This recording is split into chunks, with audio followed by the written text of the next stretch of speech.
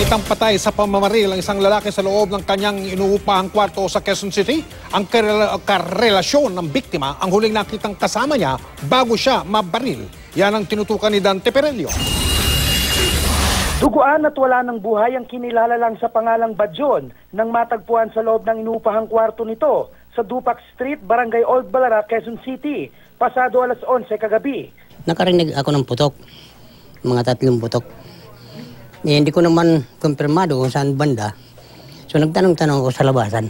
Kwento ng anak ng may-ari ng inuupahang kwarto ng biktima, isang lalaki na pinaniniwala ang karelasyon ng biktima, ang huli nilang nakitang kasama nito.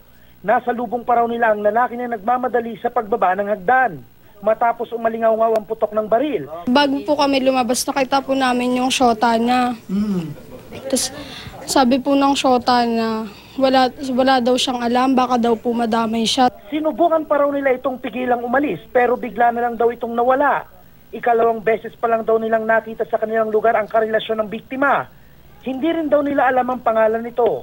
Maputi po, tas pandak lang din. Tas siguro yung mga edad niya po siguro mga 18, ganun, 17. Patuloy na iniimbestigahan ng mga otoridad ang pagkakakilanlan ng lalaki at motibo sa krimen. Dante Perelio, Nakatutok, 24 Oras.